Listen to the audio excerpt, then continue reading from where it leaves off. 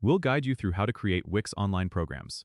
If you find this helpful, consider subscribing and liking the video. First, go to the Wix website and log into your account. Once you're logged in, navigate to the dashboard of the site where you want to create your online program.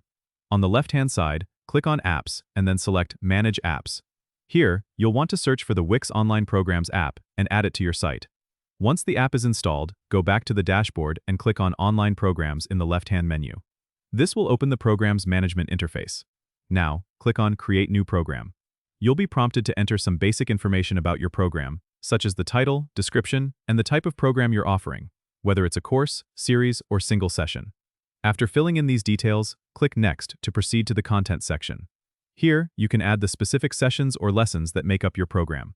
Click Add Session and enter the details like session name, description, and any files or links needed for the session. You can also set the date and time if it's a live session. Continue adding sessions until your program is complete. Once you've added all the sessions, click Next to set up pricing and registration settings. You can choose to offer your program for free or set a price and decide on payment methods. When you're satisfied with all the settings, hit Publish to make your online program available on your site. This allows you to start accepting registrations from visitors. Don't forget to check the preview to ensure everything looks good before going live.